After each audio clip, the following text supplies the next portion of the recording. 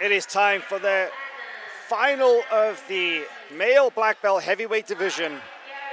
In the blue gi on the right of the screen is Adam Wardzinski of Checkmat. On the top in the white gi is Gustavo Batista of Atos, and this is a final between two very technical, very highly regarded athletes, but two very, very different styles. Yeah, that's why this is one of the most highly anticipated matches of the day for me. Very different styles, different body types. We see a big guard pull by Adam, and it looked like he was about to go into his butterfly, but Gustavo answered with some immediate passing, and now we are in more of a deep half guard position, which I haven't seen too much of Adam today, but with that long, lengthy body, can be very, very dangerous. Now you want to know something interesting is that both of these men have perfect records this weekend, submitting all of their opponents. Adam Wardzinski, 3 matches in the heavyweight division, submitted James Quinlan with an armbar, Rafael Vasconcelos with a choke, and Nathan Mendelsohn also with a choke.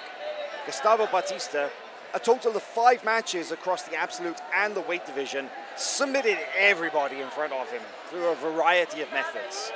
But will we see a submission in this match? Remains to be seen, but only one can win. Only one can become champion.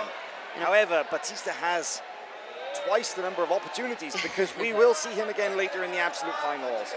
Yeah, we will see our absolute competitors here go in these first few matches, so they have time to rest in between these matches and the open class. We'll see the ladies open class and the male open class very, very last after all the male weight class divisions are finished, and we see Adam getting some traction here, but that heavy sprawl and the heavy hips of Gustavo Batista make it very hard for him to move in either direction.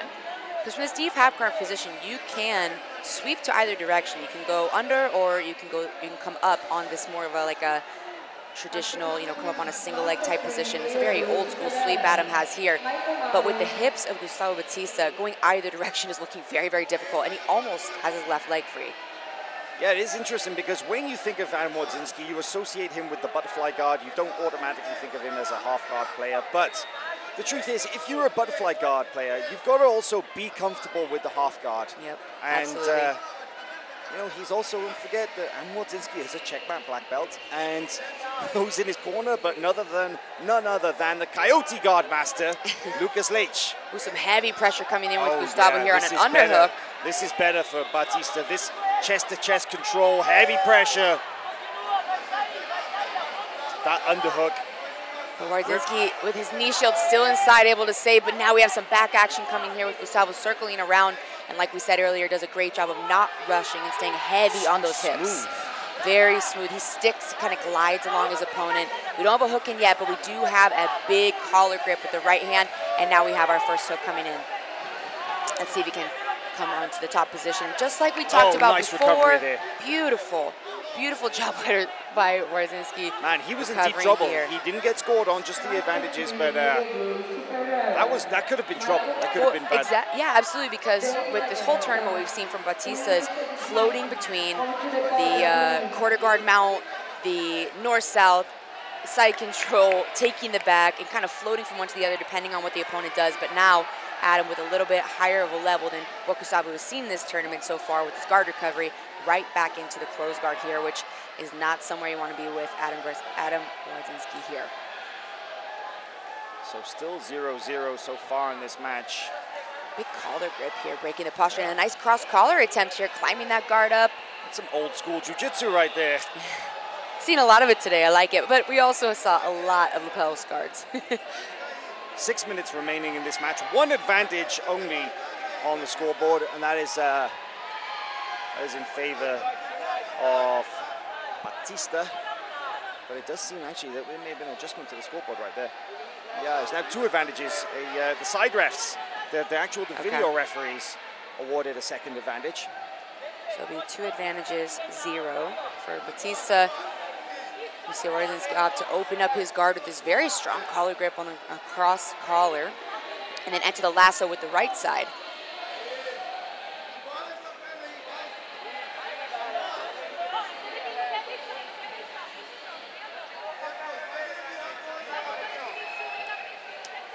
We're seeing Wardzinski switch into a pant grip on the right side, underhooking that leg. it's interesting to see the way that Adam switches seamlessly between different guards. And now we're going to come back into this half guard again that we saw in the very beginning of the match, with Gustavo with a big over right hand on the belt, or on the belt slash, yeah, good underhook though from Wardzinski. That's putting Batista up kind of high.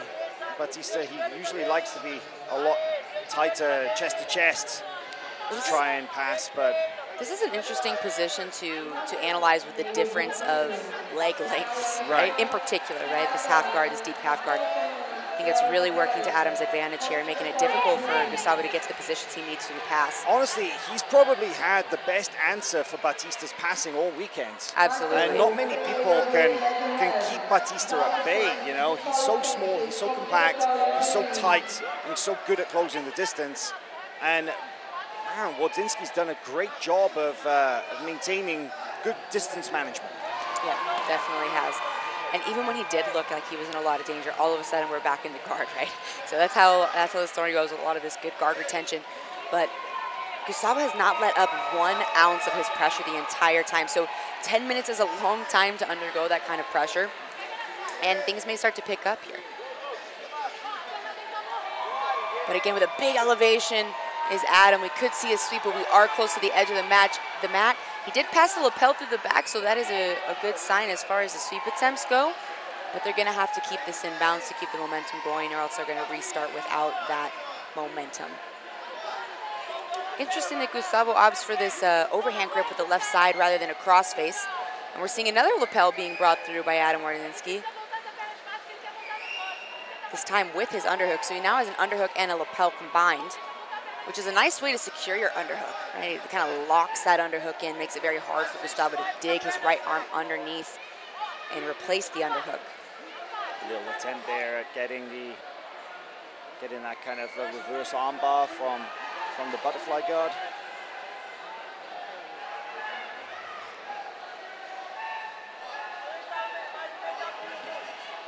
Gonna reset in the middle here with the same grips.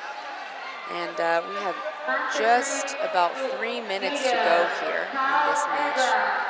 3 minutes, 4 seconds, and we have a 2-advantage lead by Gustavo Batista. No points on the board other than the advantages. So, you know, Adam is going to undo these lapels, make sure he has the same grips that he had when he started. He had just replaced that right leg in a butterfly grip. He's going to make sure it's underneath the thigh, not underneath the shin. It can be difficult to reset these very intricate positions, and the other thing that's difficult is athletes are really not supposed to speak to the ref. You know, there's a risk of getting a penalty. So the idea is that we hear from referees is to speak to your opponent, and then the ref can chime in. A little bit of a loophole here. And we see another heavy pressure attempt with Gustavo Batista, and back in the half guard once again. Wardzinski is able to shoot that underhook up high and kind of just find a little bit of space in that very compact frame underneath the base of Gustavo Batista. That's not an easy thing to do. No, not at all. Not at all. Especially we see, you know, an interesting, we're talking a lot about Adam's answers, but it's not, I would say that Adam would be sweeping most people with this guard, right? It's also, we got to think about the fact that Gustavo is bringing so much pressure forward with those hips in like a sprawling motion and just such a strong base that it's impossible to take him to the left or the right. Adam can't come up with like a old school sweep, and he also cannot go underneath him. And now we see a big change in direction here with Adam almost flat on the ground, which is never a good sign when we're playing half guard. Almost coming up into this like quarter guard mounted position, but not quite, because Wardzinski has that tight grip with his right hand and is able to shove it back in just enough and now replace his underhook. But Gustavo not giving up on that knee, but it is going to be hard to go to that knee cut pass without the underhook, and Wardzinski locked in. That grip over the top and taking that belt grip is so strong, so powerful. And now we may see him move into the mount. He's definitely getting a lot closer. His hips are way higher this time. Still not got the leg free, so it is possible for Wardzinski to recover, but this is dangerous. Batista much closer now to securing the top position. Heavy pressure, head down, Look at that grip with the right hand on the back of the pants. Even as he's crawling up towards mount, he keeps that grip nice and heavy and huge shoulder pressure on the left side. Really, the only thing saving Adam Wardzinski at this point is that little grip of the ankle between his thighs, that if Batista is able to get that out, he will score. We do see some exposure of Adam's left arm too. He does have to be careful with this lapel grip. Although now look at that knee back in again. Amazing recovery by Wardzinski from a horrific position.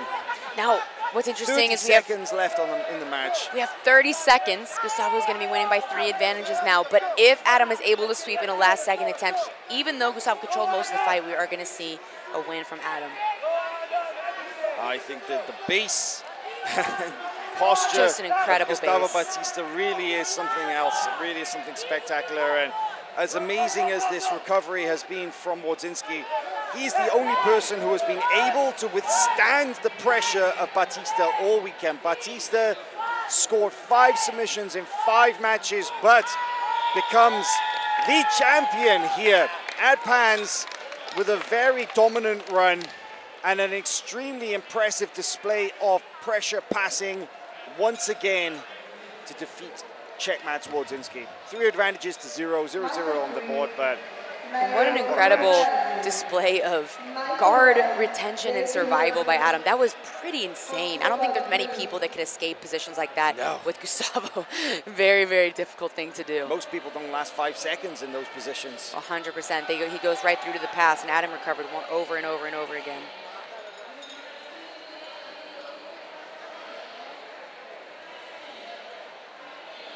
So we're going to see a big win here for Gustavo, and he's going to have one more opportunity for another gold medal in the absolute later with Felipe Andrew.